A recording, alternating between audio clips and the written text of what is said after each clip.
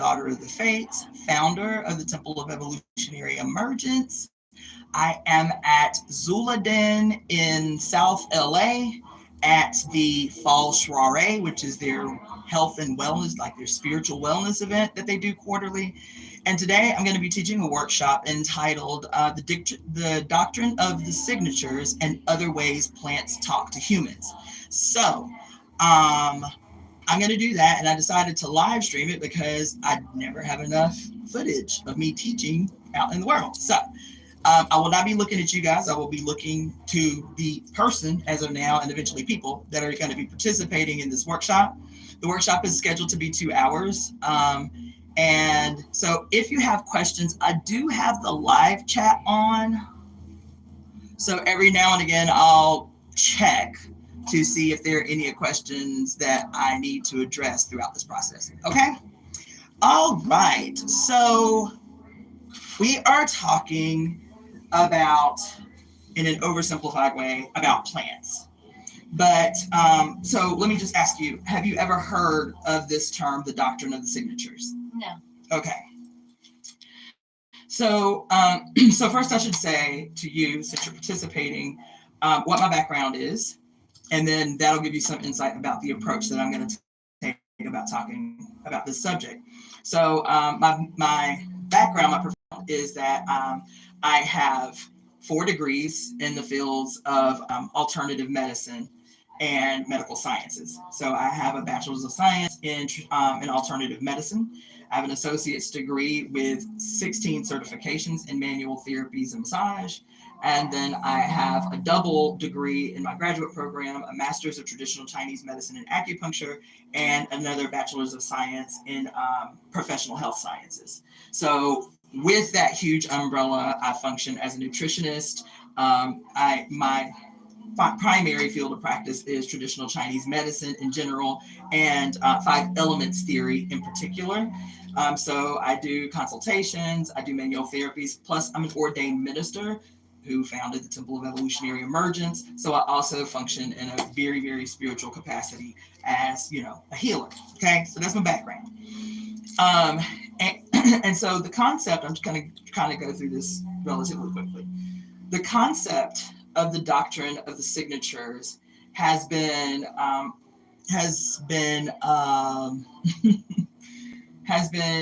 associated with Plato.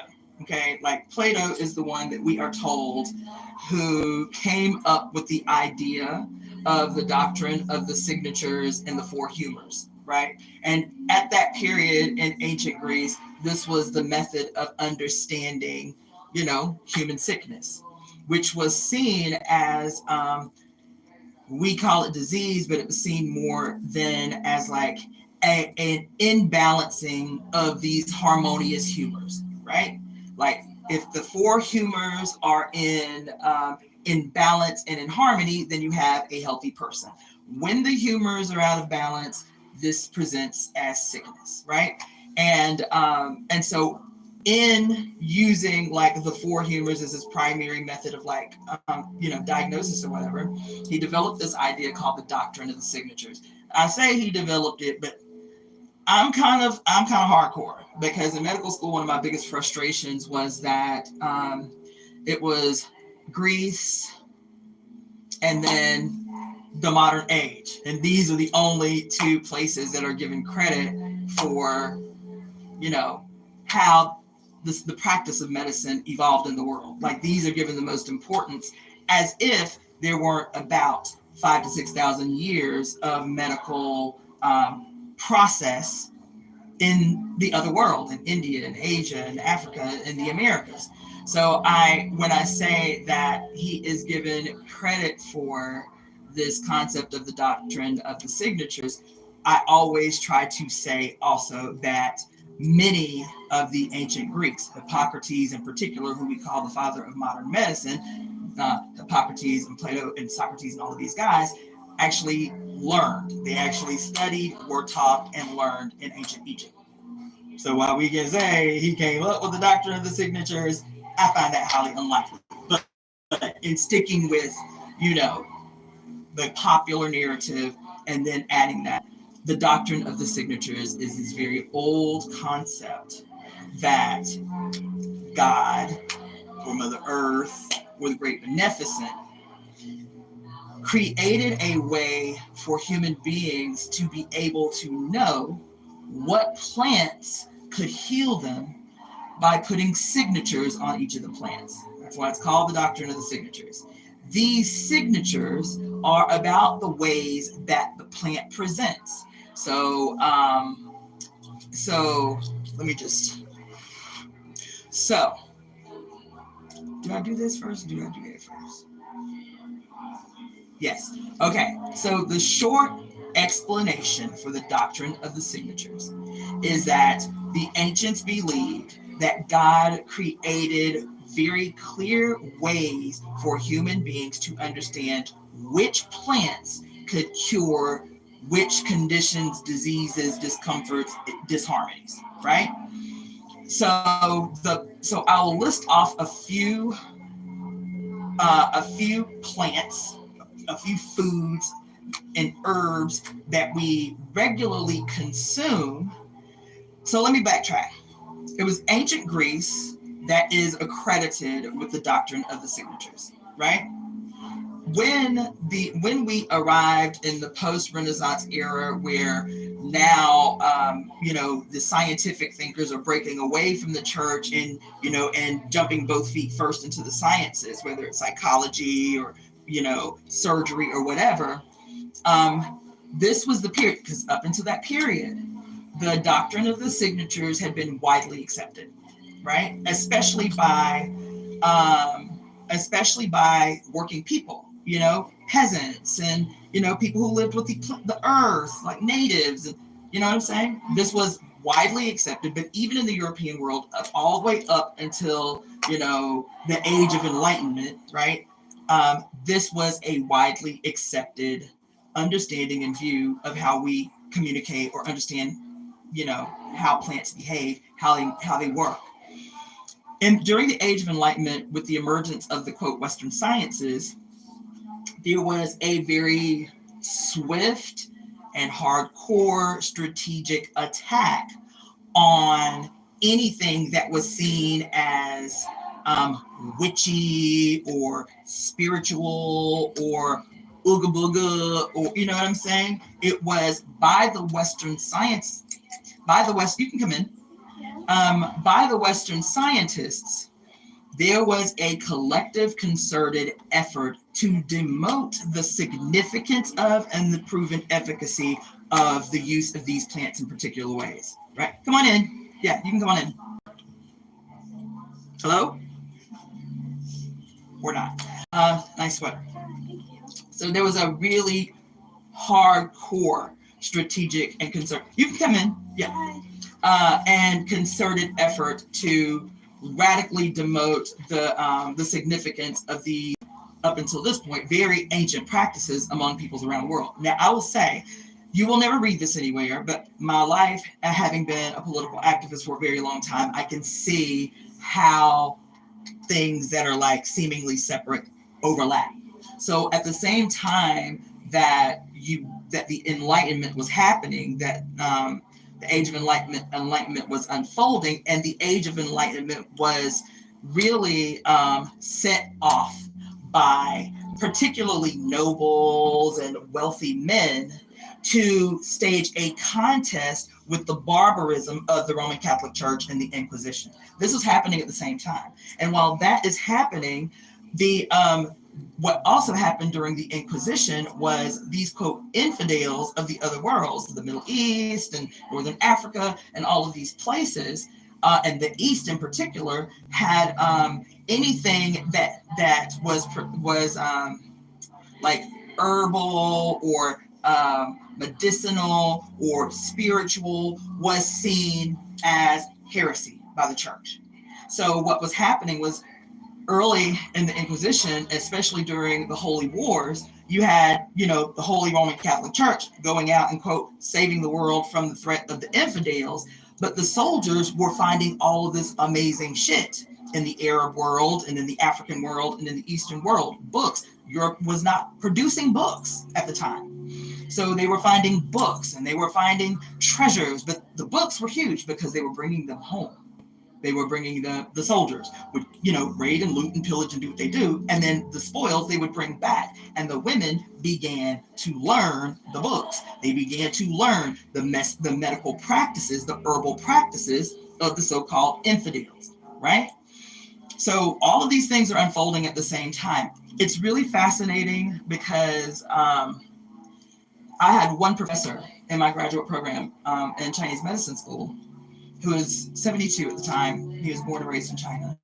And he was the only professor in 10 years of medical school that really spent a great deal of time talking about how political, social, and economic changes in the world had a direct impact on the medical systems of China.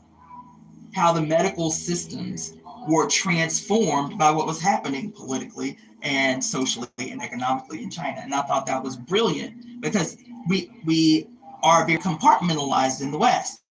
You have the economics over here, you have the sciences over here, you have medicine over here, everything is so strategically compartmentalized that we rarely make a connection about the impact of one compartment on the other. It's important to say this, even in an overview about the doctrine of the signatures, because throughout the Age of Enlightenment, you see the impact, one of the Inquisition and its attack primarily.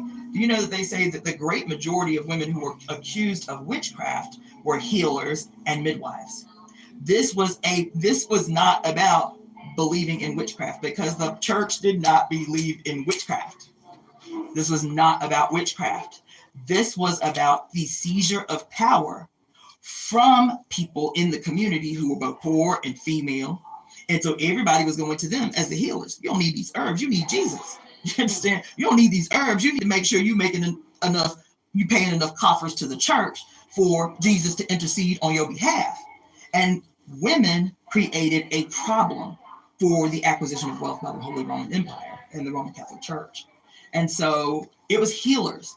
And you see even the impact of the church's attack against healers with what? Because the Inquisition began, but during the Inquisition, what happened? The Inquisition starts killing all the women, you understand, killing all the healers, killing all the midwives, creating ordinances that made it not illegal per se, made it unholy to bathe. So you will hear culturally people talk about how in ancient Europe or in Europe, white people didn't bathe. That's a half truth. White people in Europe under the Inquisition, because before that it wasn't an issue, under the Inquisition were restricted from bathing for more than twice a year. This was a direct impact on fucked up ideological, spiritual beliefs on the behavior of a society. So on the one hand, people were not washing their hands, people were not bathing regularly, sickness. Then on the other hand, the church is killing all the would-be healers of those people who get sick from this law that comes down from the church. And so you have all of these healers who are now being killed by the Roman Catholic Church. And then you cannot figure, and then the other thing was, which is controversial, was the Roman Catholic Church identifying women now as witches, right? And then every animal that they keep is now a familiar. The church executed an onslaught on cats. The church massacred cats in mass. Why is this important? Because you have three big factors in this equation now, right? Restricting people from bathing regularly and keeping up their hygiene, killing all of the would-be healers of now these people who are becoming sick because they cannot bathe regularly, they cannot keep themselves clean, and then killing cats and some other things that happened. But what was happening was, in a lot of places that were being colonized by the Holy Roman Empire, they would colonize, holdouts, people who were still living off the land, people who were still worshiping the goddess. And once they would colonize those people, conquer their lands, they would strip the trees. They would deforest the area. Deforestation was a huge issue in this period in Rome. So you got all these woods, right, where the animals are able to live and thrive and whatever. When they started doing the deforestation, they started driving. The rats didn't have any fucking where to go. So the rats started coming into the metropolitan areas from the areas that had been deforested by these onslaughts of these holdout clans of people.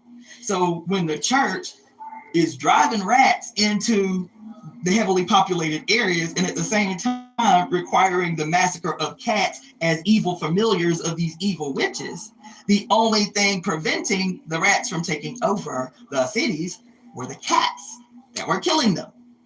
You understand? When you have an rats in the area, this is what gave rise to the bubonic plague. The mites on the rats that carried the plague. You see? So we say, oh, well, the bubonic plague just, because that's the way we learned it in school. The bubonic plague just kind of emerged and killed 3/4 of the European population. 3/4 of Europe was decimated by the plague. And we always just kind of glance over it in, like high school history or even like college history. Oh yeah, there was this period where the plague just decimated everybody in Europe. And we never are taught in a way to see the impact of social, economic, political, or religious, fanatical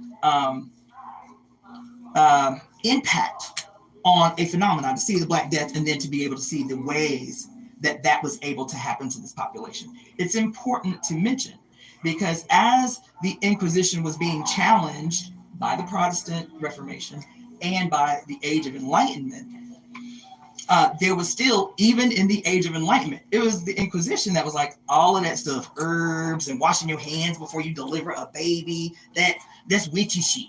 That's women shit. You feel me? And so the Age of Enlightenment is talking about all these scientists who have a better way from all this make-believe over here by the church, but they were still using a lot of the same processes to develop the science.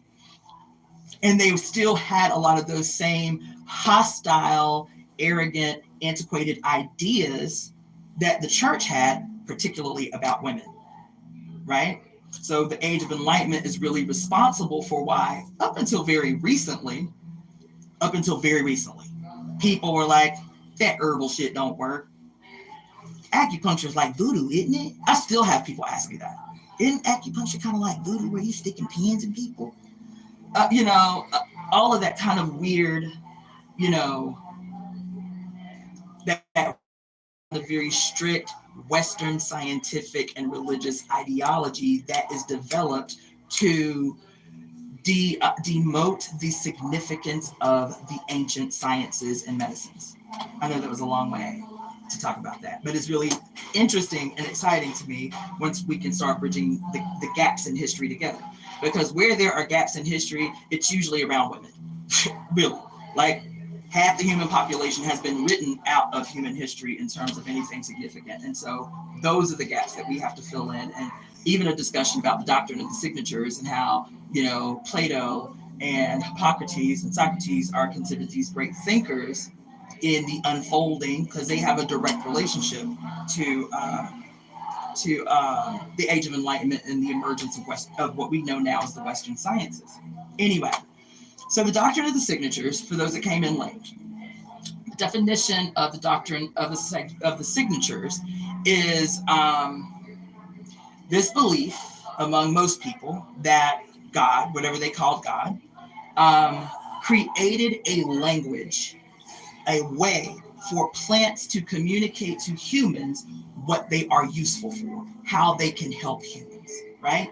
So I'll just run down a quick list that is very common. If you were to Google right now, what is the doctrine of the signatures? It will show you a whole list of foods that are evidence of, or that are commonly, cited as evidence of the doctrine of the signatures, right? So, for example, walnuts, okay? The doctrine of the signatures in the ancient period was that because if you crack a walnut open and it's whole, it looks just like a little brain. So, it must be good for the brain. This is how they came up with these theories. This is how they wrote the literature about medicine was, if it looks like a body part, it must be good for that body part. That's the very oversimplified way to explain the doctrine of the signatures. If it looks like the body part, it must be good for that body part, right? So in the Age of Enlightenment, and the emergence of all these sciences, all of these scientists are like, that's bullshit. That's some witchy shit. And it was really suppressed for a very, very, very long time, right? So walnuts are a great example. The doctors of the, like, that's bogus. That's like, fast forward a few hundred years, and now what are we frequently told about the integrity of our brain health? Is that we need large doses of omega. Very important for nursing mothers to have high doses of omega-3 essential fatty acids so that their babies' brains can develop adequately, right? And the non-meat source that is highest in omega-3 essential fatty acids are walnuts. Go figure, right? Another one that is very common is kidney beans. Well, they're called kidney beans because they look like little kidneys and they're the color of little kidneys, right? And so Western medicine says that's bogus, that's hogwash. But the ancients said kidney beans are great for the kidneys, especially so when you are looking at the kidneys. Let me show the people looking, right? So when you're looking at the kidneys, right, you have a left kidney and a right kidney, right? And with the left and right kidney, you have both fire and, or what we call yang. Yang is fire energy, and earth energy, yin, right? Or let me not say earth energy, water energy, because water is the most yin. So fire is the most yang, water is the most yin. You have both in your kidneys. You have fire energy and you have water energy, right? And so kidney beans, right, are good because why? They're red. They're good for increasing or boosting the fire. You can come on in. Yeah, you can come on in. So kidney beans are good for boosting the fire element of the kidneys, right? So to switch that into like a Western brain so you understand. What we call fire and water of the kidneys, or yin and yang of the kidneys, is estrogen and testosterone. So if a male is presenting with symptoms of like decreased testosterone, decrease in energy, urinary frequency, he's cold all the time, his feet are cold all the time, then we would say, you can come on in. We would say his fire energy is deficient. He is lacking in kidney fire. Therefore, one of the ways to boost his fire element is to consume kidney beans. You see, if you are a woman, because the water element is also represented in the kidneys. If you are a woman that is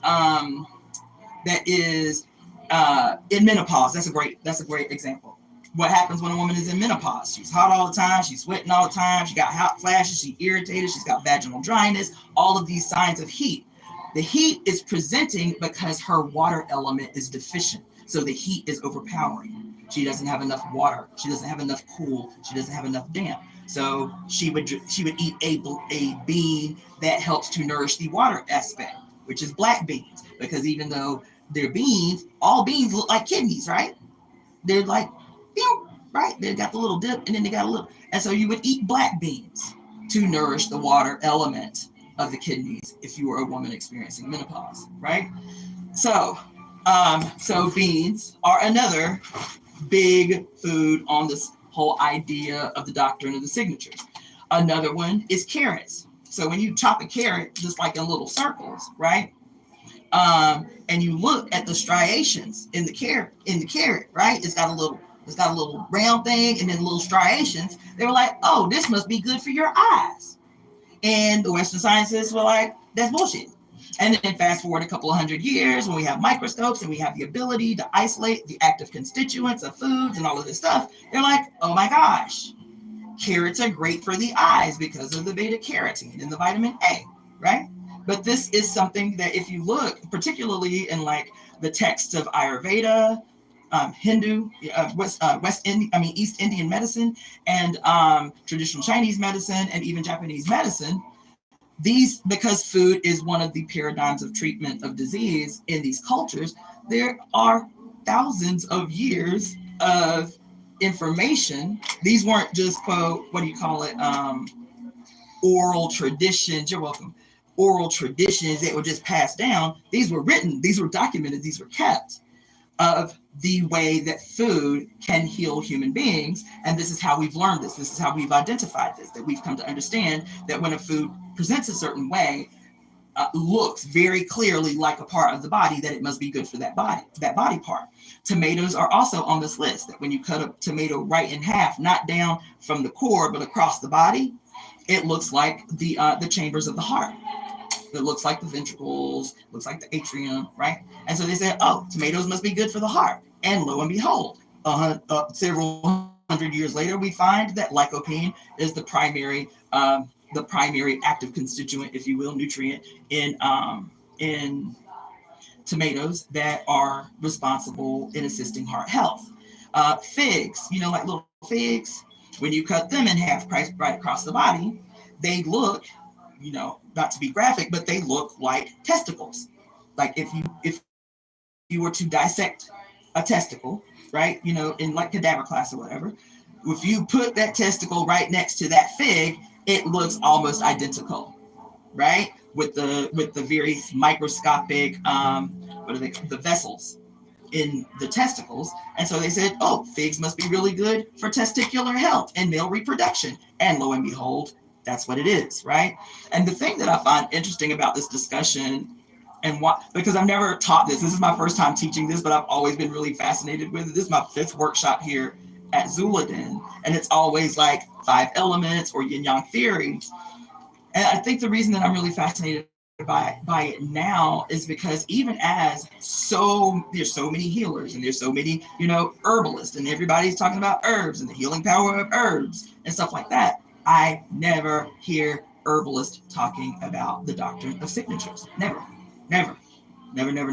Not only do I not hear them talking about the doctrine of the signatures,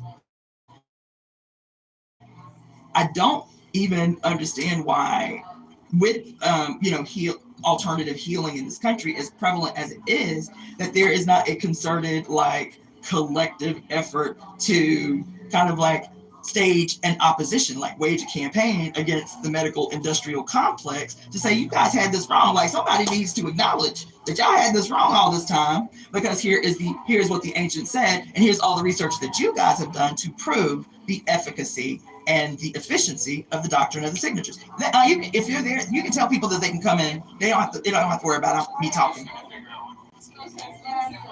If you want to come in this, like, sure, we're just figuring out what everything is.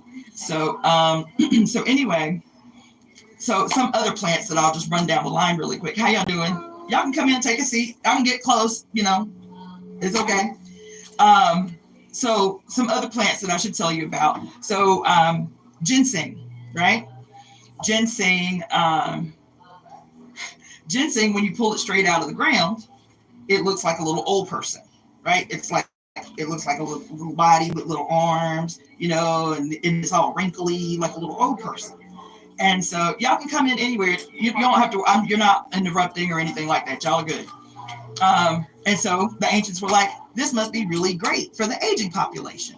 And lo and behold, ginseng is one of those herbs that we use frequently to address issues that come as a consequence of aging, right? Loss of energy, tiredness, issues with digestion, whatever. Okay. Same thing with ginger. Ginger is in the doctrine of the signatures. There is like a massive plethora of plants and foods that are highlighted as evidence of this doctrine of the signatures. So very quick overview for the ones that just came into the room. The doctrine of the signatures, which is what this workshop is, the doctrine of the signatures and other ways plants talk to humans. The doctrine of the signatures, it basically is an ancient idea that God put signatures on all of the plants so that ancient humans could understand how those plants could serve them, how those plants could help them, right? So when I say signatures, I'm meaning presentation. If the plant looks like a body part, it must be good for the body part. This is how they started to understand their relationship to plants, okay? And it's, like I said, there are hundreds of plants that are documented as the evidence of the doctrine of the signatures. I won't go through them all, but those are just some of the common ones that we think about, right? What is another good one? I think those are the main ones. Grapes, if you take a bundle of grapes, You know what I'm saying? Grapes in a bundle look like the little areoles in alveoli in the lungs, the little clusters where the oxygen, is separated from the carbon dioxide in the lower portion of the lungs to go into the. And so they were like, grapes must be really good for the lungs.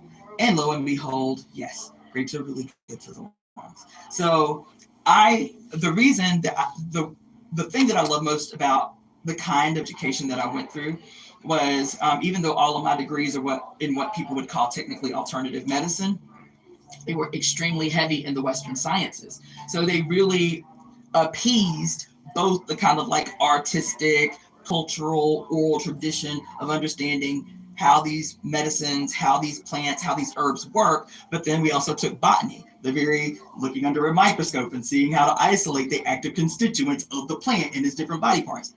I love both that nerdy shit, right? And so that's what my education was able to do. And that's why, even when I teach, I'm able to communicate complicated ideas in a way that people can kind of like really take something away from them, right?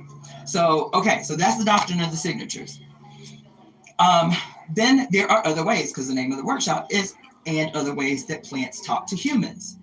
So throughout different traditions, there are these stories that exist everywhere, documented stories that exist everywhere of these extraordinary people who had extraordinary relationships to plants. Now, my master's degree is in traditional Chinese medicine and acupuncture. And as a Chinese herbalist, let me not say a Chinese herbalist because I'm not Chinese. As a person who practices Chinese or herbalism, our materia medica, the materia medica is like the Western materia medica. In the Western materia medica, it's all the pharmaceuticals, what they do, what their contraindications are, blah, blah, blah, blah, all the research around them, whatever. Well, Chinese medicine has an herbal materia medica that does exactly the same thing. All the different names, where the plants grow naturally around the world, what they're called in those different places, what they do, contraindications, and scientific studies that have been done around those herbs. There are 365 herbs in the Chinese materia medica. There are 285 herb formulas in the additional materia medica, okay? The materia medica, the Chinese medicinal materia medica, has not changed significantly for 5,000 years. Now, the story of the person, at least that's given credit for the materia medica, is a man named Shenong. And they called him the divine husband. This is a story that happens all over the world too, where these people who had extraordinary relationships with plants were eventually deified after their death. That's a common theme. I should write that down. I should write that down. There's something in that. There's a common theme in these stories about people who had these extraordinary relationships in healing, these extraordinary relationships with plants that after they died, they were made deities. Shenong is one. He is called the divine husband. He's called the divine husband, and husband as in husbandry, not as in your boo. Like, you guys know what husbandry is? Husbandry was the term that was used to describe agriculture and domestication of animals. A person who domesticated animals or who had some particular role in agriculture, that field is called husbandry. Okay, so he was called the divine husband because he was a hermit. He didn't like people. He was a hermit, but he understood that he had a responsibility to humans. So he would go off in the woods for long periods of time. And then whenever he would have some epiphany that he needed to teach to the humans, he would come down into the cities. He would teach the humans the thing, and then he would go back in the woods and be by himself. Now, the story about Shenong is that the story says that he had such an intimate relationship with plants that the plants could not distinguish him from self. So every time he would come down out of the mountains, he would have ivy growing out of his legs and his arms because the plants thought they were him, right? They didn't distinguish him from them. And so every time, if you were to Google his name, if you see like illustrated adaptations of him, he's always pictured with vines growing out of his legs, vines growing out of his arms, vines growing with his hair, right? And what they say about how he was able to learn what plants do. So this is the other ways. We talked about the doctrine of the signatures. This is other ways that plants historically have communicated. What he would do is he would eat a plant. He would identify a plant and he would eat the plant. And he would eat the plant in large quantities. He would eat wheat. In Chinese medicine and in homeopathy, they call it curing. They cure the plant. To cure the plant is to eat enough of the plant that it makes you sick. After the plant made him sick, he would journal the symptoms that he experienced from eating this plant in excess. Sweating, nausea, vomiting, diarrhea, whatever. All of the symptoms that came up from him eating this plant to the point that it made him sick, he would journal. His idea is that whatever symptoms the plant produced in excess is what the plant would cure in small portions or in small quantities, as a tea, or as a tincture or whatever. So this was called curing the herb, or curing the plant. Okay, and so he did this for his entire life. He would try different herbs, different body parts of the herb, the flowers, the leaves, the stems, the roots, to see what differed in the body parts of the plants, and then he would journal that. This is what became the modern materia medica. Now, I say that it hasn't changed in 5,000 years significantly. The only obvious change in the materia medica that is significant is the fact that since the Cultural Revolution in China, there have been about 100,000 Western peer-reviewed research studies trying to prove or disprove that what these people say this plant does actually does in a clinical setting. So the Chinese Cultural Revolution was really modernized Chinese medicine and brought traditional Chinese medicine into the Western world as acceptable medicine, on par with Western medicine, right? So even in this country right now, there are only 3 systems of, quote, alternative medicine where you can get an actual license to practice medicine. That's traditional Chinese medicine. That is naturopathy, but there are only about 13 states where you can get licensed in naturopathy, and osteopathy. That's it. So all of the other ones that people are interested in, like Ayurveda and homeopathy and all of that stuff, those are not licensable, though they are very efficacious systems of medicine. So, and the reason I mention that is because those systems of medicine, naturopathy, osteopathy, and traditional Chinese medicine, have had tons and tons and tons of because in the Western world, in the Western sciences, in our Western conditioning, it's not valid if you cannot research it in a laboratory. It's not valid if it's not, filtered through a laboratory and studied under controlled conditions or whatever, right? So that is one way. Shenong, the divine husband. And the other thing about Chinese medicine that is different from every other system of medicine on earth. Every system of medicine on earth, at least that I've had a relationship to in my education, is that what we call herbs or Chinese herbal medicine, and Chinese medicine isn't just herbs. It's not just herbs. There's all kinds of stuff in the materia medica. There's bat poop and squirrel poop. There's cicada bugs and roaches. There's bats, bat poop and bat wings, and bear gallbladder and bear testicles, and rhinoceros horns and elephant all clamshells, and what else? All kind of crazy shit that is in the materia medica, which makes the story of Shenong even crazier, because now you're thinking, okay, he's just eating some flowers, or he's just eating some leaves or some roots, and he's like, I don't know, how does he come up with the idea to test bat poop and to see what it can cure? I don't know, but that's the story, is that he cured everything that's in the materia medica to understand the impact that it could have on human physiology. Okay, then there's another story that is more modern. This is after the Age of Enlightenment.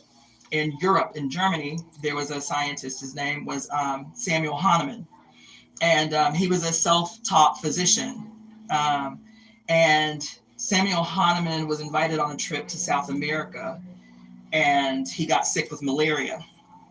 And the indigenous people gave him the leaves of this plant. I don't remember the name of the plant, whatever, but gave him the leaves of this plant, and it cured his malaria.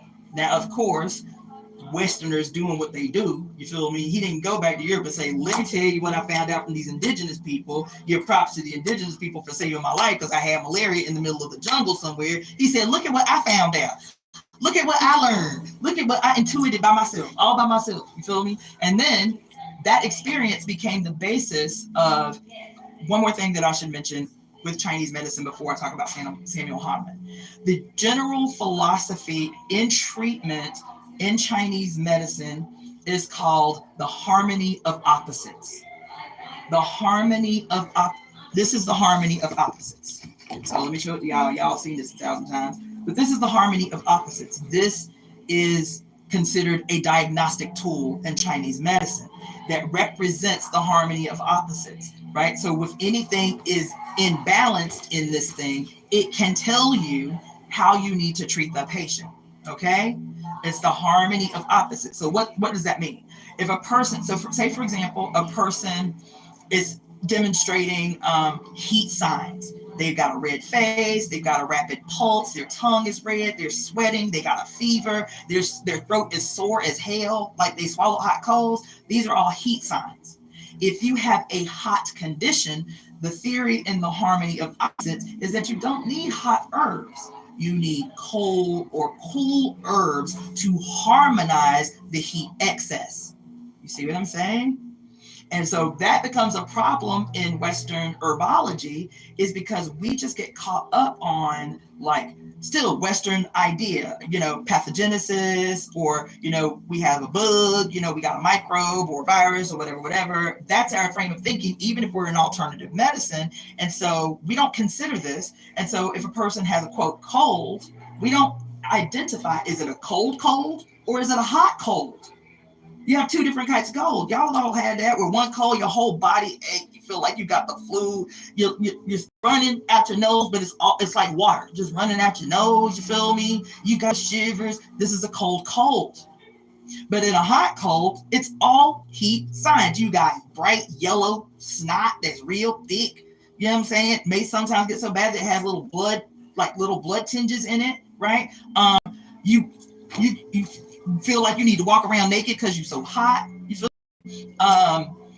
all of those hot signs. We still call it a cold. We, even in the West, don't discern the difference in the cold presentation. And so what will happen is you'll get a cold, you'll have a hot cold.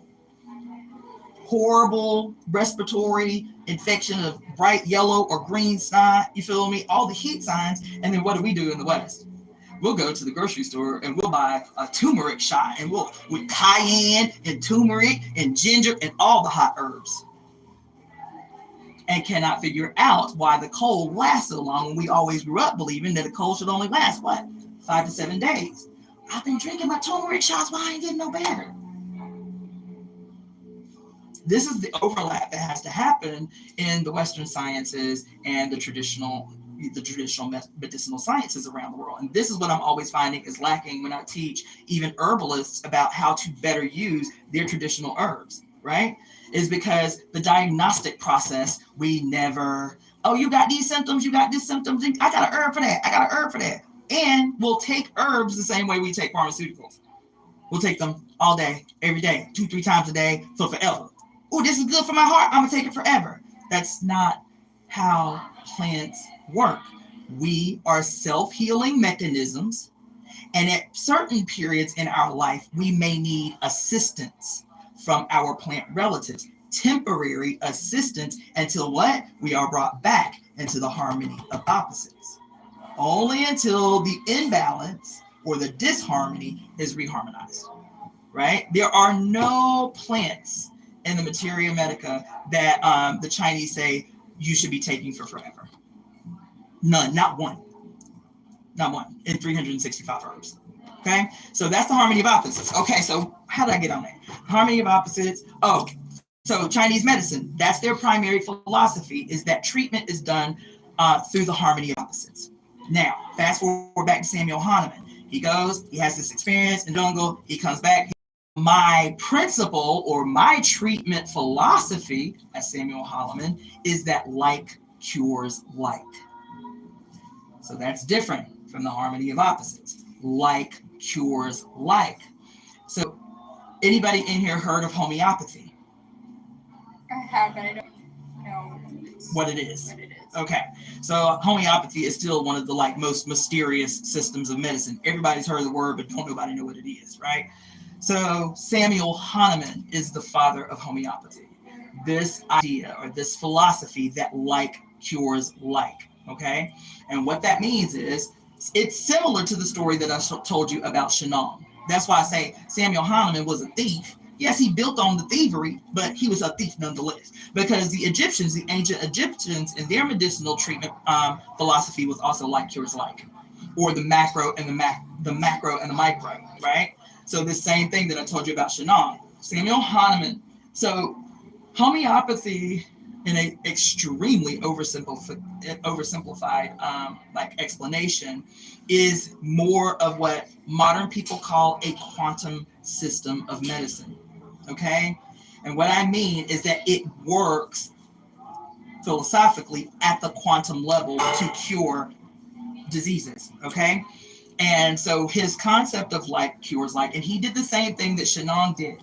Hahnemann spent the majority of his life eating plants to the point of sickness to journal and write down what symptoms were caused by these plants when eaten in excess. Right? So he spent his whole life, they say he did that shit until he was like 102 or some shit. That's all he did was he would eat I don't want to just say plants because he used a lot of crazy shit too. He would eat substances. He was his own biggest guinea pig. He would eat substances. And again, he too called it curing, where he would eat the plant to the point of sickness, journal it down, and in quantum doses, that same substance would cure those symptoms. Regardless of the name of the disease, those symptoms would be eradicated by the substance in quantum doses. Okay, so what does quantum mean? First of all, I have another theory I probably need to write down, but at least I'm recording, because I have a theory about Samuel Hahnemann. When I learned about this dude, you feel me, when I was in medical school, I was so irritated by his story. Like fascinated, but irritated at the same time. And the reason why is because Samuel Hahnemann was a Freemason. So I have this whole conspiracy theory about the transference of information like intergenerationally by the Freemasons. You know what I'm saying? Like, like the collection of ancient information held hostage, and then they tell their sons at a certain period, okay, you gonna say you discovered this. We learned it by burning up the libraries at Alexandria and keeping all the books. You feel me? But it'll be too much for people to witness this shit in real time. So at the age of 40, you gonna discover just out of nowhere this. You gonna discover this. You know what I'm saying? So when Samuel Hahnemann started to develop homeopathy as a system of medicine and started curing the plants, his political life and his social life was extremely controversial. The medicine itself is extremely controversial, and this happened during the Age of Enlightenment. But the Roman Empire was still burning people for heresy. Even as these scientists were, quote, discovering these new sciences, they were still at very serious political odds with the Holy Roman Empire, the Holy Roman Catholic Church. And so Hahnemann was like squarely in between the two, because even though he was a scientist, he was self-taught in 13 languages. He'd already written like 70 books. You feel me? He was a very learned man. What he was talking about in terms of his system of medicine seemed both witchy, you know what I'm saying, to the Roman Catholic Church, and it seemed witchy, not scientific enough, right, for the people who were the figureheads of the emergence of the new sciences during the Age of Enlightenment. He was squarely in between the two, being ostracized and criticized by both factions, because homeopathy is, so how he would create the remedies for homeopathy, okay, is crazy. Because they still produce the medicine the same way today. right now today in factories where they produce homeopathic remedies that you go buy, the cute little sugar peel looking thing. Have y'all ever seen homeopathic remedies? Some like flower essence, or what flower essence is, usually liquid. Flower essence philosophy is based on homeopathy. Okay, it is a descendant of homeopathy. But usually where you find little cute bottles of flower essence, you'll see these little blue tiny bottles with little peels in them. That's homeopathic remedies. Okay. And so what he would do, how he even came up with this. See, that's the problem that I have, is there's never an explanation, even by the man himself, about how this idea came. Did it come to you in a dream? Like, can you just tell us how it came to you? It just emerged from out of nowhere. He determined that this experience that he had in South America with this plant that saved his life was going to be his first remedy, his first homeopathic remedy. I forget the name of the plant, whatever.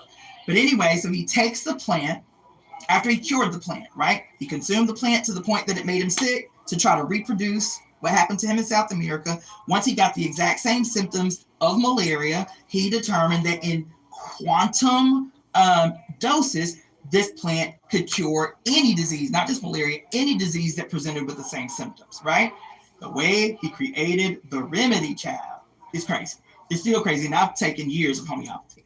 He took a portion of the plant and he would take one portion of the plant, so 1 part plant and 4 parts water, just water, okay? And then he would do this action that he calls succussion, okay? And he would succuss the remedy on the Bible. He would take a Bible, okay? So let me see if I got something I can demonstrate. He would take the Bible. So say this is my little vial of medicine, okay? This is my little remedy. This is a vial of medicine in a glass bottle with 1 part plant or substance and 10 parts water.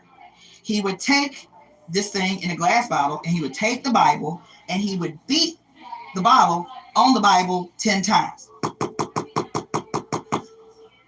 After he did that, he would take a dropper. He would take 1 drop or 1 part, say it's a dropper for 1 part of the remedy, 10 parts of water. Put it in another bottle and succuss it 10 times. Right? And so when you look, now when you go to the health food store and you find like little homeopathic remedies, and it'll say whatever the name of the remedy is, and it'll have a number by it. It'll have 10 and an X, or it'll have 100 and an X, or it'll have 100 and an M, or it'll have 100, whatever, right? So the number and the letter is to indicate how strong the remedy is based on the amount of times that the remedy had been diluted and succussed. You heard what I'm saying? I know that sounds deep to wrap your mind around, but think about this. This man would take, so say that's a very weak remedy. If you take a remedy that's 1 part substance and 10 parts water, and you succuss it 10 times, and that's the remedy, that in his mind, that is a very mild remedy. But say you need a very strong remedy. Say you got cholera. You feel me? So in America, at the turn of the century, there was a massive cholera outbreak. It only happened in the inner cities because there was a lack of adequate disposal of waste and purification of water. So there was a massive cholera outbreak that ended up killing 25,000 people in the Northeast. And homeopathic remedies were 88% successful, where at the same time, people who were going to regular doctors were more likely to die from the treatment than from the disease itself. And so at the turn of the century, homeopathy was actually a licensable practice of medicine. Then when these doctors were like, this dude is curing cholera, the Rockefellers created the American Medical Association and then clamped down on all systems of alternative medicine and destroyed all the schools. There were 100 schools of homeopathy in the United States in the early 1900s. And then the American Medical Association, not wanting to create, quote, alternative competition to the established medical establishment, destroyed all the schools of homeopathy, all the schools of homeopathy, osteopathy, and naturopathy. And only a few of those survived, and now homeopathy is not licensable in the country. But that is one very clear indication of the efficacy of the medicine, even though to this day it's really hard to comprehend and explain. So when you have a remedy that says 100 with an M on it, it means that in his research of how to do these remedies, this dude took a vial, 100. So the number is how many of the dilutions he did, right? So 1 part to 10 part, and he did that 100 times. 1 part to 10 parts, and he did that 100 times. So the number is the number of dilutions. The number next to the letter next to the number is not a letter, it's actually a Roman numeral that tells you how many times between each dilution it was succussed. So say you have a 100 M dilution, which is considered one of the most potent, one of the strongest remedies. It means that there were 100 dilutions of the original substance, right? 100 dilutions succussed 1,000,000 times. 1,000,000 times. And so when you go into homeopathic like factories now, baby, it's the when I was in medical school, I was like, I gotta go see one of these places because I don't believe this shit. I don't believe y'all. I believe y'all lying. Me being the permanent skeptic, I was like, there is no way there are people on an assembly line formulating the remedies, and they all got Bibles, because they say that in the factories they still succuss to this day on the Bible in these factories. Yes, that's what I'm saying. Y'all lying. I gotta go to one of these factories myself. I gotta see this with my own eyes, because otherwise this is insane. The homeopathic remedies have not changed since Hahnemann's time. They still succuss by hand on the Bible in the factories. Okay, so that too is another way. Long story, but it's a fascinating story, this guy Hahnemann, of how plants talk to humans, and how, at least those ways that it's been documented. So more modern stories. So Hahnemann's time was like the 1700s. So more modern examples still of this idea of, and I say idea, but it's like common sense. Of course we communicate with plants. Of course plants communicate with us. How does our body know what is, good for us and what we need to pass out as rubbish? It's because our bodies, we're humans. We live on a planet that we're connected to in every possible way. So of course plants. But then when we start talking about plants talking or having spirits or anything like that, it kind of gets it's hard for people to comprehend. So more modern example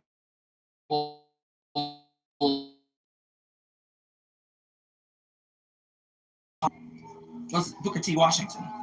So I find that a lot of people out here don't know a lot about historical Black figures, and I figure it's just like a geographical kind of weird cultural thing. But Booker T. Washington, for those that don't know, was a huge figure in he was born enslaved, but he was subsequently freed, and he is a huge figure in the educational aspect of Black life post slavery. Okay, so Booker T. Washington, and he is cited with many inventions, many patents, many inventions.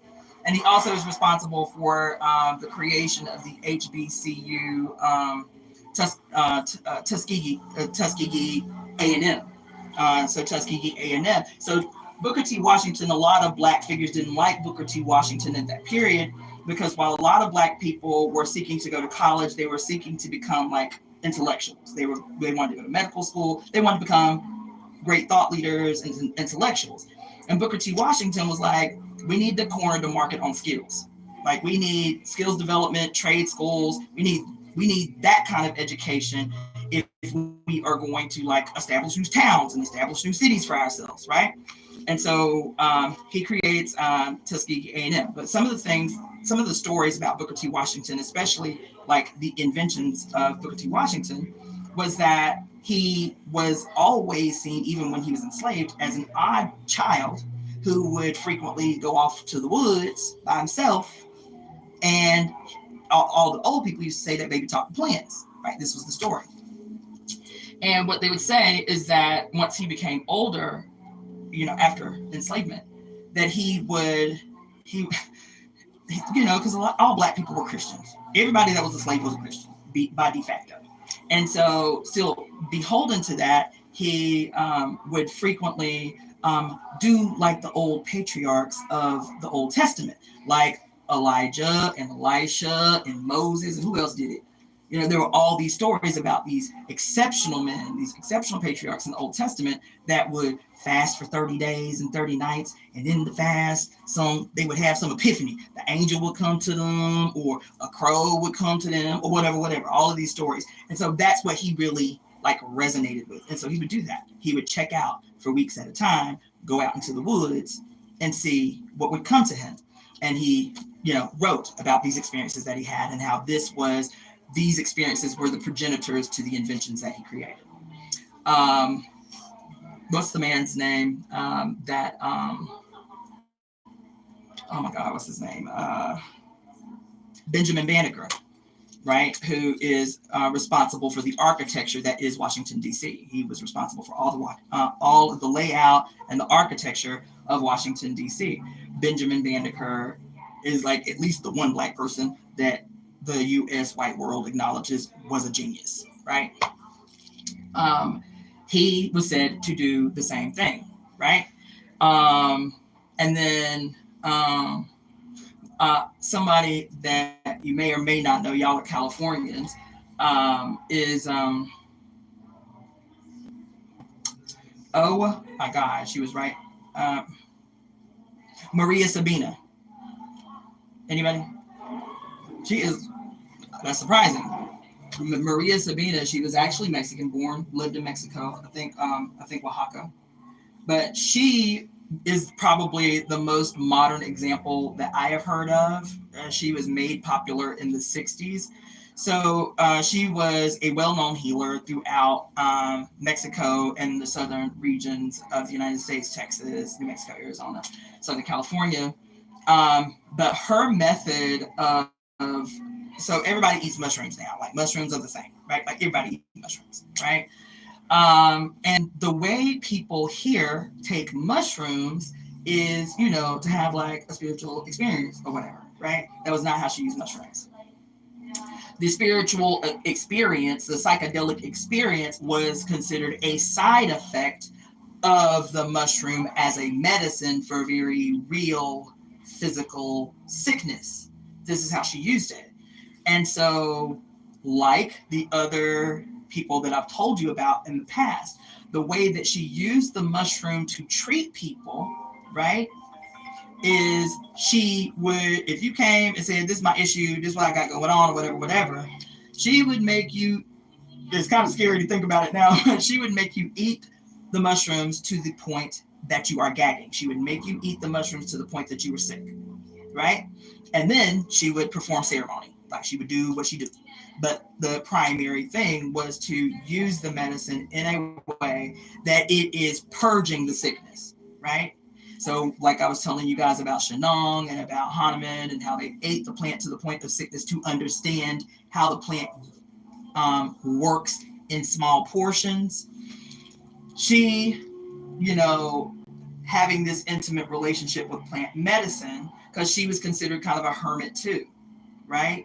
And you'll notice even kind of this tendency in old stories if you pay attention, if you can now make the connection that I was telling you guys about earlier. Like every story that you read about European witches, what's a common theme in all of these stories? They're old. They live out in the woods by themselves. Hansel and Gretel is the little old witch in the woods by herself, you feel me? And she eat babies and all that bullshit, right? It was a way to really legitimize the aggression against women who were perceived to have power, right? And so, but that story is replete through every story that you watch, even these modern witch movies that we love so much that are super patriarchal.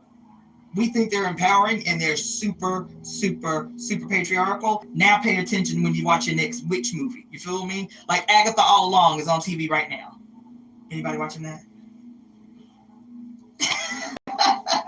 That's what I was like, because everybody was talking about it, and it's a movie about this woman and her need to create a coven to accomplish this thing she wants to accomplish, right? And how each of the women in the coven have a specific power: the power of earth, the power of air, and fire, and water, and stuff, right? And each task that they have to complete is peculiar to their element. You feel me? And so I was like, damn, this is great. This is great concept. And I started watching the show. I was like, this shit is really patriarchal as hell. It's like it's supposed to be presented as female empowering, but this insidious patriarchal like black backdrop that if you aren't paying attention, you miss, right? So anyway, it has a basis. So Maria Sabina was like that, the little old witch that everybody knew existed and would only come to see when they needed to be healed. But otherwise, she was out in the trees talking to them plants by herself. This is a replete like idea or archetypal image in every culture on earth. Now, why is that significant in the context of a discussion? What's my time look like? We've been here an hour. What time is it? I think I have like 15 minutes. What time is it? 27.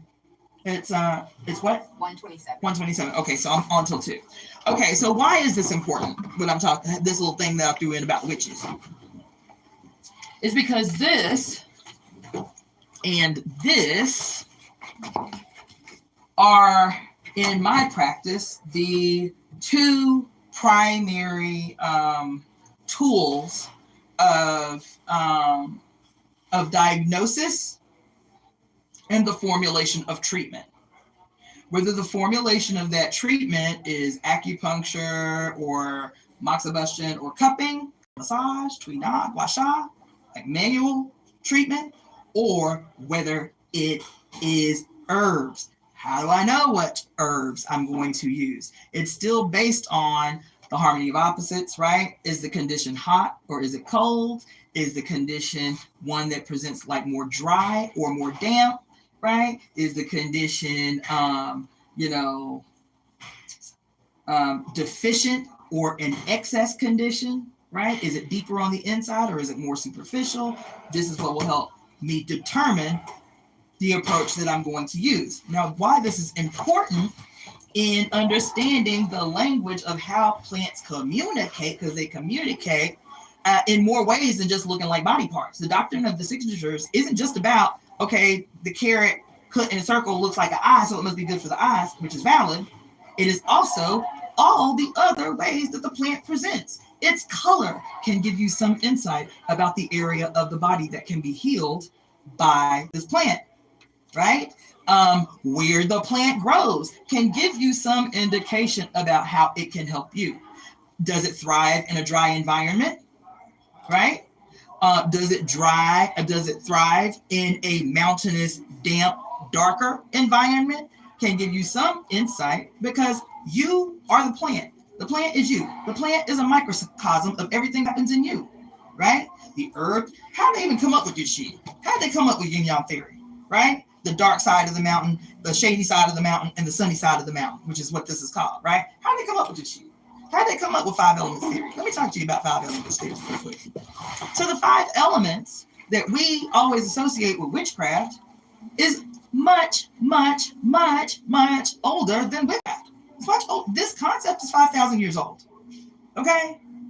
And then when it began to be transferred through like wars and colonization and, and what do they call it? Holy wars and all that stuff. And information starts being shared among societies, whether through force or through friendship, right? The ideas get changed based on who acquires the idea. But this is the origin of the idea, is Eastern, I won't go that far, but Eastern philosophy, okay? The elements are fire, earth, metal, and in Ayurveda and witchcraft and things like that, metal would be air, okay? Air or ether, okay? So you have fire, earth, metal, water, and wood. These are the elements, okay? And each element, as you see, has a color, right? That tells you a lot about the element.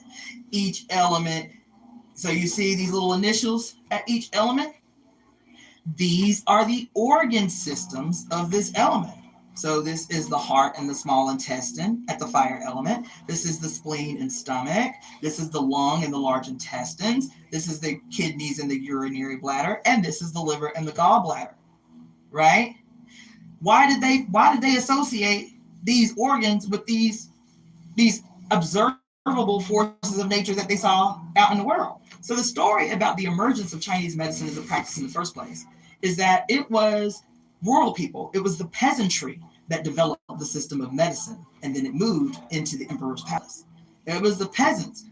Why would that make sense? Because they're the ones out there in an act relationship with the earth all the time. They blocking rivers, like building dams, you know what I'm saying? So they can water their plants. They doing agriculture. They digging the earth, you know what I'm saying? Like they're observing all the ways that the earth is impacted, the environment. Let me say that. The environment is impacted by itself and our interventions in itself, right?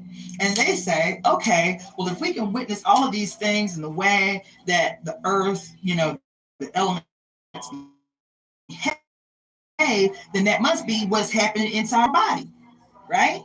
And so they say that the organ that is constantly moving, that has to be fire, is the heart. It's constantly working, constantly moving from literally from like into the third week. You have a little heart. You feel me? So they say, okay, the heart is the fire element, right? The spleen is the earth, right? So the fire, okay, so the fire generates earth, earth generates metal, metal generates water, water generates wood, right? That's what the circle is. It's to tell you the relationship between the elements. This tells what does it mean when they talk to each other, right? Like, why do you have the spleen are having some miscommunication? The liver is abrasive. Why is it abrasive? Because each one of these elements, it mirrors the environment. Each element has a season, right? So what's the hot season? The summer, right? What comes after the summer? Now, we have 5 elements because they call this the Indian summer. That's like at the end of summer, you have that little spell of really, really hot out of nowhere. You think summer's over in August, and all of a sudden it's like the most diabolically hot for like 3 weeks. They call that Indian summer, right? So it's summer, Indian summer, and then what comes next? Fall or autumn, right? Winter and spring. And then when you witness the seasons, what are telltale signs that you're in the season? It may be colors, like in the fall, in the fall in Indian summer, what's happening? Everything's turning orange and yellow and red, and right? It's beautiful first, and then everything starts falling off, right? That little period where everything's beautiful and orange and rainbow colored woods, and then everything fall off in the fall, in the autumn, right? In the winter, right? I won't talk about that much. But anyway, I'm trying to get to a point. In the spring, what happens in the spring? There's a lot of wind. The liver is called the general. What do they say when you have a bad liver? When you have jaundice or when you're an alcoholic, where's the first place they say you can see it? In your eyes. In your eyes. You can immediately, even before the skin turns yellow, you can tell if a person's jaundice. Their eyes, the whites of their eyes will turn yellow. You can tell if a person has a problem with alcoholism, or at least you can theorize that they may have a problem if they have chronically red eyes, right?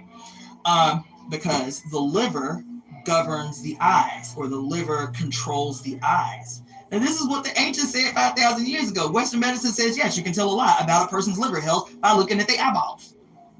So is it witchy, or is it another language to describe a very scientific observation? You feel what I'm saying?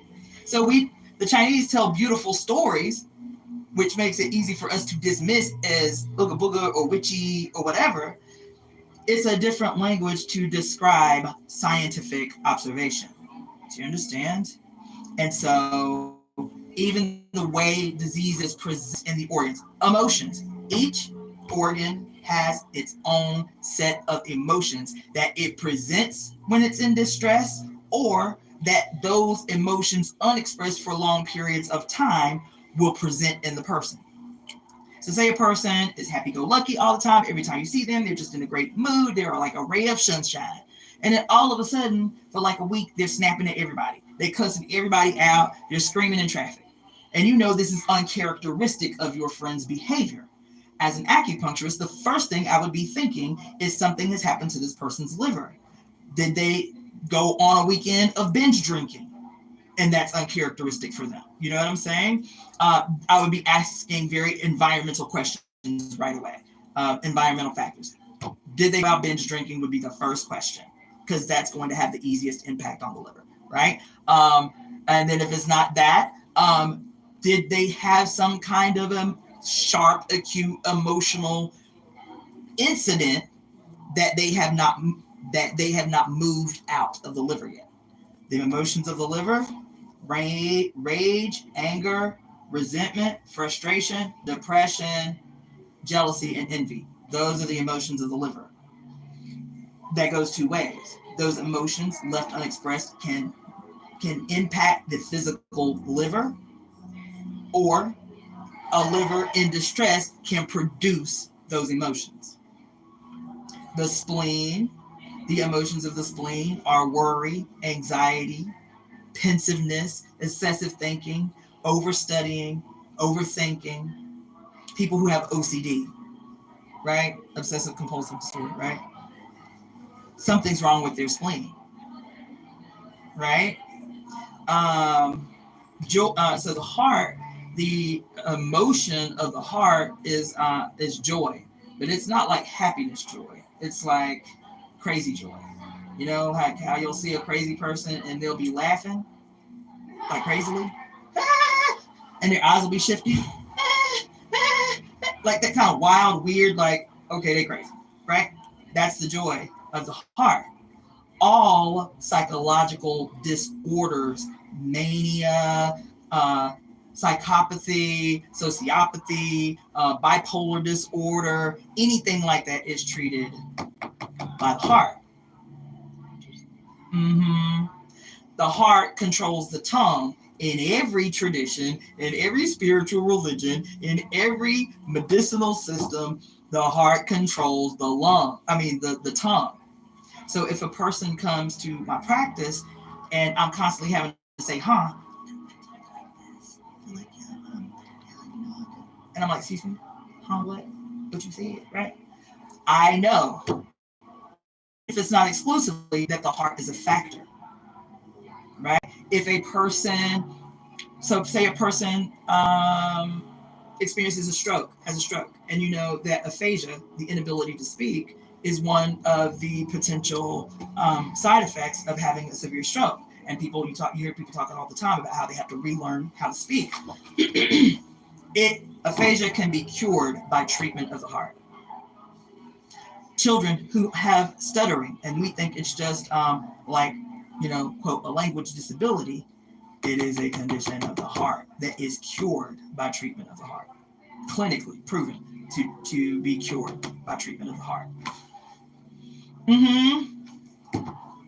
Fear and shock. And because the kidneys control your head hair, you've heard stories about how you can be scared so much that your hair turns white, right? Or you have such a scary event that you'll hear mothers say it all the time. It almost gave me a heart attack, and a week later I saw my first gray hair. This is acute damage to the kidneys, because the shock and fear is the acute damage to the kidneys. And because the kidneys govern head hair, can cause premature graying and whitening of the hair. Fascinating, I know. The lungs are the containers of grief. That's what they're called, the containers of grief. So you think about it, when you have something that makes you sad, or, is really causes you severe grief, and you're crying, you're like ugly crying, like, what happens? What happens? You hyperventilate, right?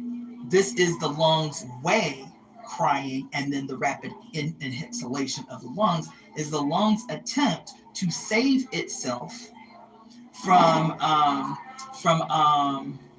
storing grief. So that's why they say crying is healing, right?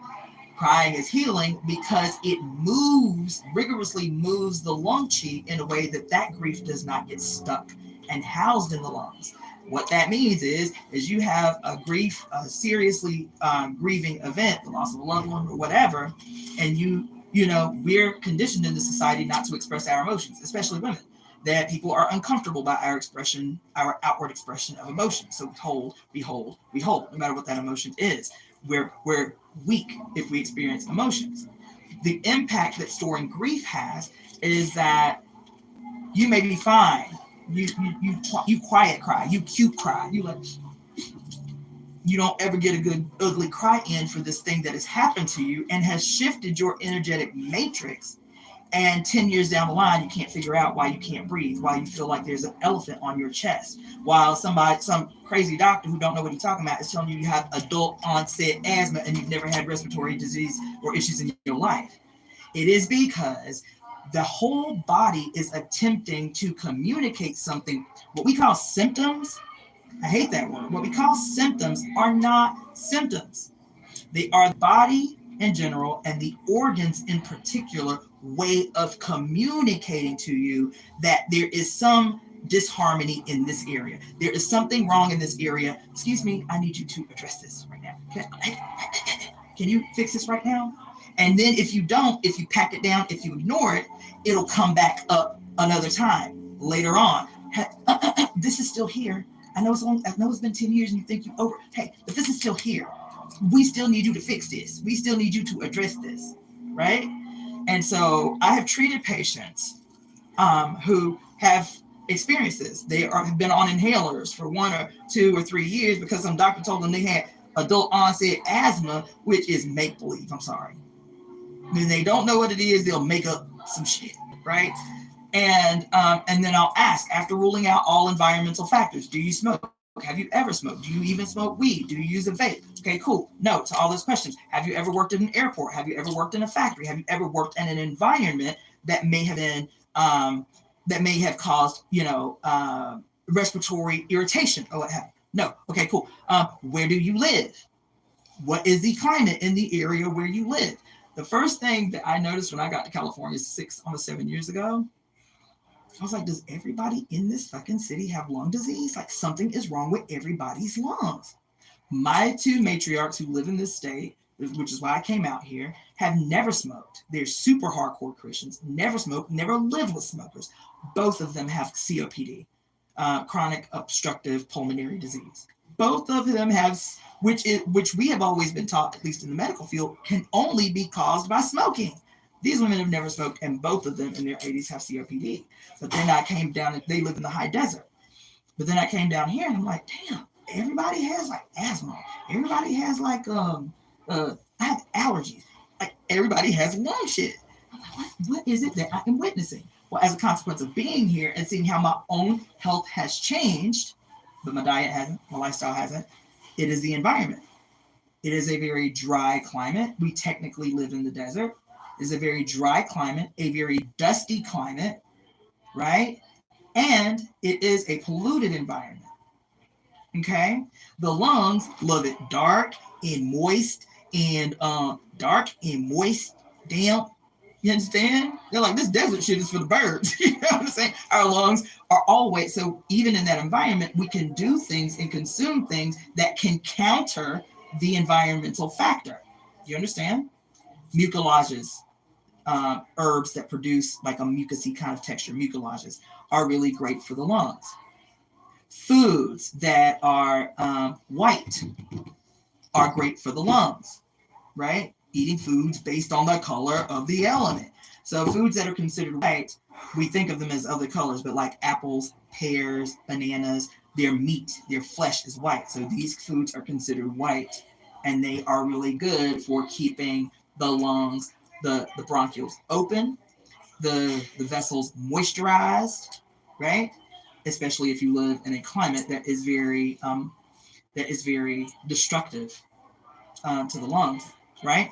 So anyway, this guy, he comes in. Once you rule out all the environmental factors, I was like, okay, the next question is, when did you stop breathing? When did you start noticing that you were having a hard time breathing, that your chest was hurting, whatever? He said, he told me the year.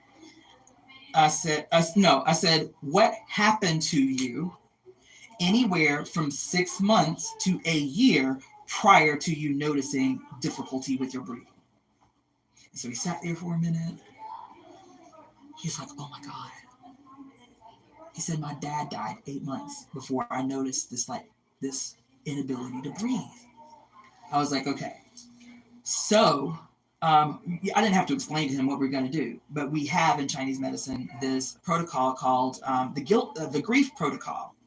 So while I'm treating his symptoms, which is the tightness in his chest, the shortness of breath, and his inability to fully inhale into his lungs, while we're treating the obvious symptoms, we are also adding points that address the origin or the foundation of what has caused these symptoms that he is presenting. And that's the grief protocol. And I was in student clinic at the time. And so we had multiple rooms where we could take patients. And this woman came out of her room and was like, I think the guy next to me, you guys need to check on him. Something's really wrong with him. And we go into the room and he's sobbing like a child. He's like, I'm sorry, I don't know. I mean, like wailing. I don't know what's wrong. I don't know what's wrong. He's sobbing. But he told us that when his father passed away, because he was the oldest and he had to take care of all of his father's affairs, he never cried once after his father died. I was like, well, did you have a bad relationship? He was like, I love my father more than anybody on earth, but I had to be the strong one that took care of all the things. He said, no, I never cried when my father died. So we put them grief points in, and he turned into an infant. He cried for a good 45 minutes. He came to us 3 times. And the last time that he came to us, he said he had stopped using his inhaler after 3 treatments. And so even I teach this to everybody, every patient, every person that I just counsel on nutrition. They're like, look, I just want to lose some weight. You're going to learn 5 elements. Sorry. This is going to be a part of what I am teaching you about how to eat and what herbs to take and how to move your body. This is going to be a part of it. It's my personal mission to make sure that this is I've taught this to 5th graders and they completely understood. They're like, this makes so much sense. They used to call me Dr. Moyende. Dr. Moyende, this makes so much sense. Yeah. Because this is us. We are an integrated whole. We see ourselves as individuals. But the earth, the plants, the animals, the trees, the water, and the people, we are all a singular entity called the earth. Everything on the earth and in the earth makes up the body, the internal environment of the singular earth. You see what I'm saying? Just like our organs that I'm teaching you now are individual entities. These are whole beings. Each organ, they have their own thoughts, they have their own behavior. Each organ has its own spirit, y'all, which is just amazing stories, because once you hear the story, you're like, oh my God, that makes so much sense. Here, the kidneys are impacted negatively by shock and fear. On the converse, the spirit of the kidneys is about courage and will, right? It says that if a person presents, and what I mean by will, I'm not talking about, we in this society think will is like force, like just to have the willpower, just the force, like the willpower to do some shit you don't want to do with some shit. That's not this. The will of the kidneys is about the enthusiastic participation in the fulfillment of your destiny, of the fulfillment of yourself. The kidneys are the mother to the liver. So what did I say? The liver, because the tree's branches can see further than anything, and it governs the eyes, the liver governs your third eye, your internal eye, your vision that you had when you were a little kid about what you want your life to be. And somebody say, what you want to be when you grow up? And you say, I want to be an astronaut. I want to be a rock star or whatever. That vision of your life, right, is seen by the liver, and a strategy developed by the liver to execute that. But it is the will of the mother of the liver that allows the liver to execute the vision. It is like, I wake up in the morning and bitch, I'm ready to, let's go conquer some shit. Let's go. This is the life. This is how the body wants us to live, is like with this powerful enthusiasm. That's the will. not forced to do some shit you don't want to do because you want to get rich or something like that. Like this weird shit imposed on us. This is about the radical enthusiasm for manifesting. Like, bitch, we got here. The will of the kidneys is actually said to be the thing that caused you to speak yourself into existence. That's what this says. The philosophy says. The philosophy says that your kidneys existed before your parents ever met. What does that mean? Your kidneys existed before your parents ever met. It's just a really beautiful, poetic way of saying what we say in the West. Your kidneys, your reproductive organs that are tied to, because what do the kidneys do in the West? The kidneys are responsible through the bone marrow of generating blood, of creating blood. What is important about the blood? Your DNA, right? And so you get what? 23 chromosomes from your mother, 23 chromosomes from your daddy, and this is your genetic lot in life. This is your genetic inheritance, right? Half your energy from your mama, half your energy from your daddy, and this is who you are. So of course your kidneys existed before your parents ever met because their DNA, their chromosomes are in their blood. And their chromosomes coming together is the only thing that could have created the you that you are, right? It's just a poetic way of saying a scientific thing. Right? And so the will, and so they say that will that exists in the kidneys is the will that caused you to speak the I am, yourself, into existence, right? The mother of the kidneys is the lungs. Now, the spirit of the lungs is like, bitch, I want to party. That's it. I want you to feel good in your flesh. I want you to feel good in your body. I want you to feel good in your flesh. And anything that's gonna make your flesh feel good, that's that spirit, the power, that's what I'm about. So can we go dancing? Because what happens when you dance? Your respiration increases. What happens when you have sex? Guess what? Your respiration increases. Not only that, the external sense organ of the lungs, like the external sense organ of the liver, is the eyes. The external sense organ of the lungs is the skin. It's the skin. So guess what? You feeling two purposes when you have sex. Your respiration is up, your booty getting rubbed, your arms getting rubbed, your skin is being stimulated. Now I can make cute jokes about it, but there are thousands and thousands and thousands of studies from multiple countries all over the planet about how skin starvation and touch deprivation is one of the leading unaddressed causes of multiplicities of diseases and conditions, both psychological and physical. That the absence and removal of touch, skin starvation, and touch deprivation can contribute to cognitive degeneration, which is the leading cause of dementia and Alzheimer's in the aging population, is because we hate old people in this society. And as soon as people get old, what do? We force them to live in isolation, where they're never touched, where they're never hugged, where their hair is never played with. The majority of my education was working with the geriatric population, so it's kind of a soapbox. But we throw our old people away. And so when they are thrown away and their skin is not touched, they are not engaged in frequent touch among human beings, then one of the immediate impacts is rapid decline in cognition. Mm-hmm.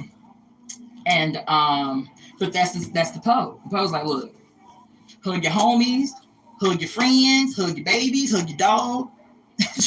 And America is really is one. There are so many studies that talk about how America is one of the most skin-starved countries on Earth. On Earth, of all, let me say that, of all 52 developed nations, the United States is one of the most skin-starved countries, and the people that are suffering the most in this country from that are the elderly and children between the ages of 12 and 18. Because once our kids get a certain age, when they little puberty hormones start kicking in, they start acting like assholes. We don't think about it like this, but we start to retract love from them.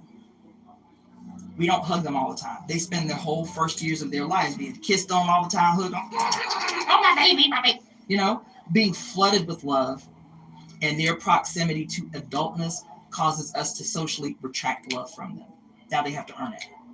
You see, it's a deep socially collective psychological impact that this thing that exists has on us. And so when we see what does that mean for kids between the ages of 12 and 18 to be the most touch-starved population next to the aging population in the society, this, I am convinced, is the primary cause of what we are diagnosing as behavioral disorders, as learning disabilities, as depression, as anxiety, ADHD, ADD.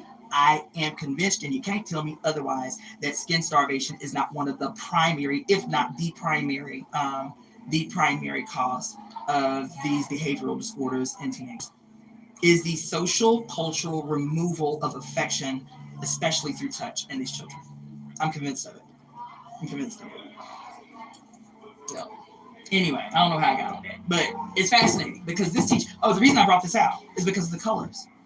And the doctrine of the signatures, I told you, shape, how the plant grows, where it grows, what portion of the plant. Is it the leaves of the plant? Is it the flower of the plant? Is it the seed of the plant where the medicine is? Is it the roots of the plant? Because there's a lot of plants where the roots are poison, but the flowers are medicinal, or vice versa, right? So color can give you some insight about what the plant can do. And this is what I love about the crossover of so many of the systems of what we call alternative medicine.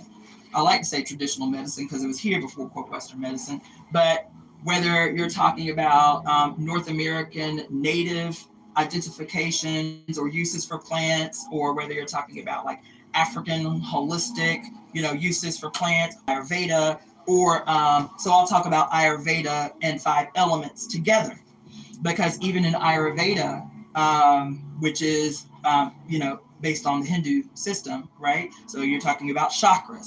What are chakras? Anybody know what chakras are? Energy centers. What does that mean? The energy flows. What's energy? Everything. Your life force. See, that's what I'm talking about. I'm not picking on y'all, because if you asked anybody, they would say all of the things that y'all just said about what chakras are. Again, what I loved about my education was it forced you to be a scientist and a traditionalist. And when I mean traditionalist, I'm talking about chi and essence and, chakras and energy. Those things are not, this society has forced this divorce between the two, but those things are not divorced. Our purpose as healers or spiritual leaders or whatever our bag is to, just like I told you, it's our responsibility to fill in the missing gaps of human history, because those gaps are created by our absence, our writing, our disappearing out of history. It's the same way with these medicinal systems, is that science and spirit are not at war with one another. They are not. That is some shit that has been imposed on us by patriarchal understanding of the world. Science and magic, science and spirit, science and, whatever, they are not at war with each other.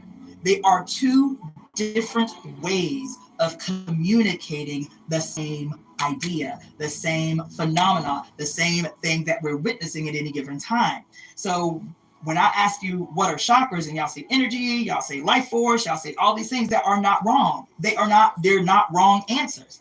Because I was an atheist when I went to medical school, I accepted the existence of God as a consequence of going to medical school. It was medical school that was like, oh shit, I've had this thing wrong. I was an atheist for 12 years when I went to medical school, and it was my Ayurvedic teacher who was like, your understanding of God, because atheism was my opposition to being raised Christian, like all that shit, you know what I'm saying? And she's like, God is not the issue, boo. It's your understanding through this system that you came up in, Christianity. It's your understanding of God that has you in conflict. You are not to be at war within yourself. You're not to be at war, the harmony of opposites. These are not opposing, these are not opponents. These are not opponents, the yin and the yang. These are not opponents. They are one. They are self. Both exist in the self, right? So the yin is called the mother of this relationship. And you'll hear people, you ask them, what's yin and yang? You're like, it's balance, it's harmony, and that's it. Because we are not taught, even in spiritual spaces, how to think holistically. Yes, that is correct. Everything that you said is correct.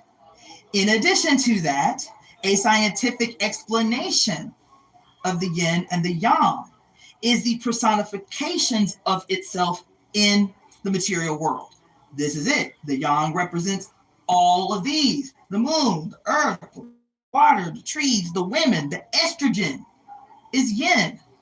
It's our expression of yin, right? The yang is like, it is the force. What you said, life force or the energy. Yang are the intangibles. Like, you know they exist, but like, they're not perceptible. They're not, you can't hold them. You feel me? It's chi. It's fire. You can see it, right? You can see the fire.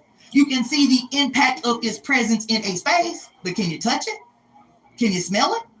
You can smell the impact of its effect on the space, but you can't smell fire, right? You can smell smoke. You can smell fire's impact on yin substance, because fire can only impact yin substances, trees, right?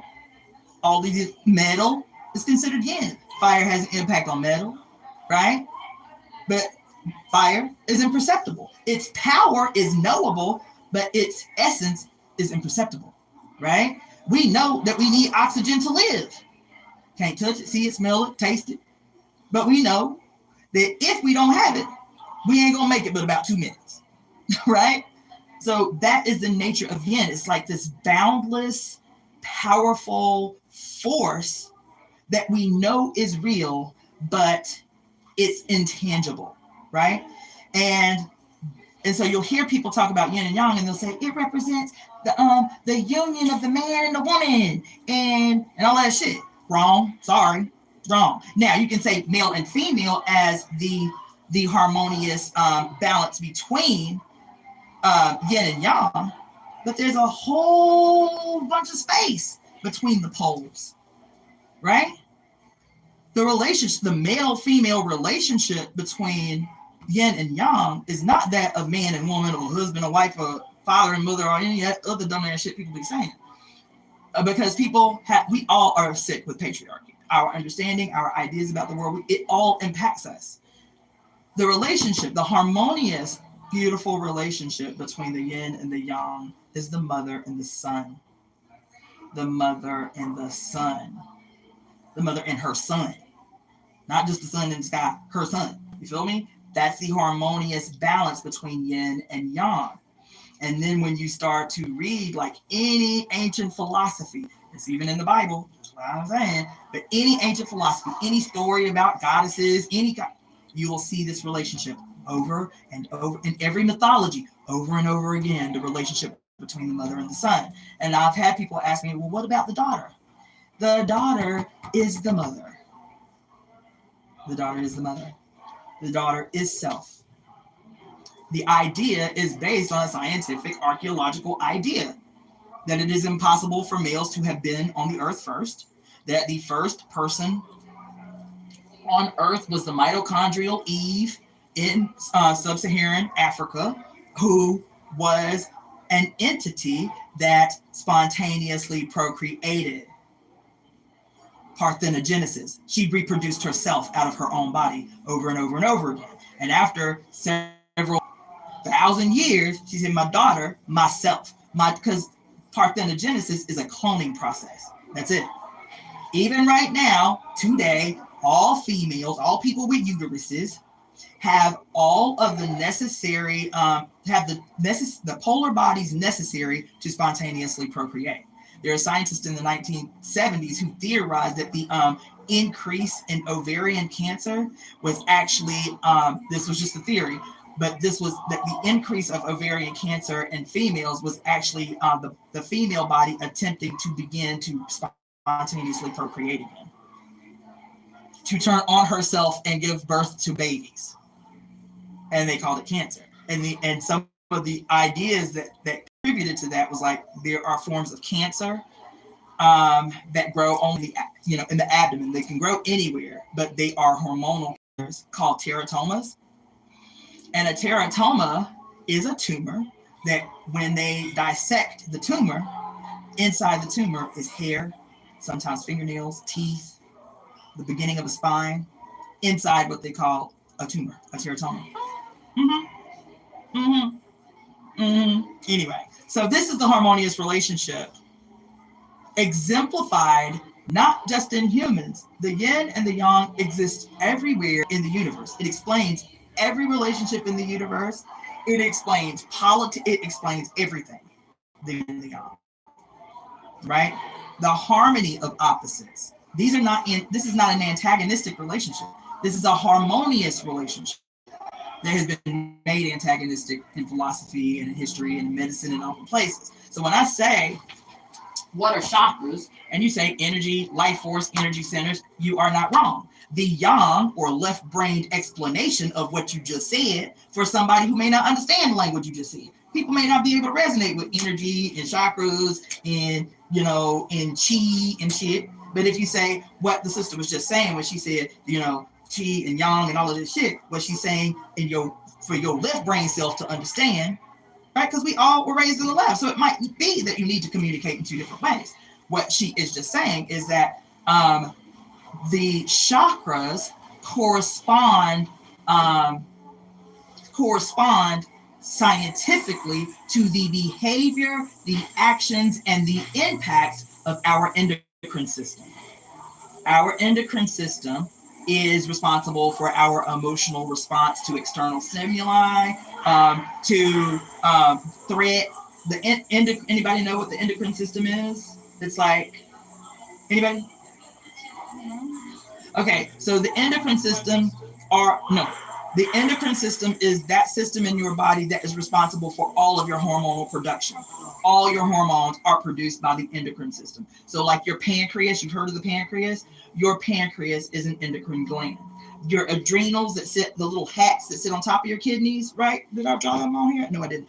The little hat looking things that sit on top of the kidneys, those are your adrenals. Those are responsible for your fight or flight response. When you get scared and your heart starts beating real fast, you're like, "Ooh, should I run? You know what I'm saying? Or should I beat somebody up?" It's the adrenals that are responsible for producing the hormone that allows you to adequately respond to a threat. Increase your heart rate to pump more blood to make you run harder or fight harder.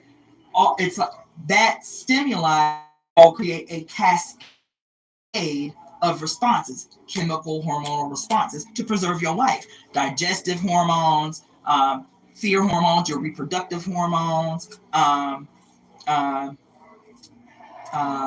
what else? All of your hormones, every hormone you produce, right? The hormones that cause you to lactate once you have a baby, right? The hormones that help you with the delivery process, whatever. Is our time? What time is it? No, don't worry about me. I'm just checking out. Oh, it's 2:10. Okay, cool. So I'll wrap up. Okay, so but anyway, so that's the endocrine system, right? And the endocrine system responds or is stimulated to work on your behalf based on your relationship to your environment, your perception of your environment. Because what might scare you might not scare me, right? And so your perception of your environment is what not just your external environment, your internal environment too. When you eat a certain type of food, your endocrine system will kick into play to determine if it needs to produce more of one thing or suppress the production of another thing, right? The endocrine gland is constantly filtering the blood. So when you are menstruating, how do you know when to ovulate? How do you know when to bleed? How do you know these cyclical changes are all determined because of the endocrine gland's relationship to the hypothalamus, right? And so these hormones, when you look at the emotional impact of these hormones in the world, like why are you depressed? Why are you happy? All of these emotions primarily are dictated by our production of hormones. You understand? And so when you take endocrine gland medical Western science about these hormones, these glands, and how they show up in our physical life and in our emotional life, and then you counter pose that if I had a little person sitting with the endocrine glands highlighted there, and then another one here with a person sitting Indian style and their chakras are highlighted, and you read about all the little things that the chakras are responsible for. If your throat chakra is closed, this is the way that it presents. Whatever. These are the emotions that you have. This is how to resolve a blockage in your throat chakra, right? It will correspond with the thyroid gland. Those behaviors, those actions, those emotional outputs and tendencies, your energy level will correspond directly with the behavior and actual function of the thyroid. Fascinating, I know. Right? Anyway, this is helpful. I talked a lot. All right, those of you on YouTube, I'm about to shut this shit off. So if you have any questions, you guys can just email me at releaseheartcenter@gmail.com. And I'll see y'all tomorrow. I was doing a lot.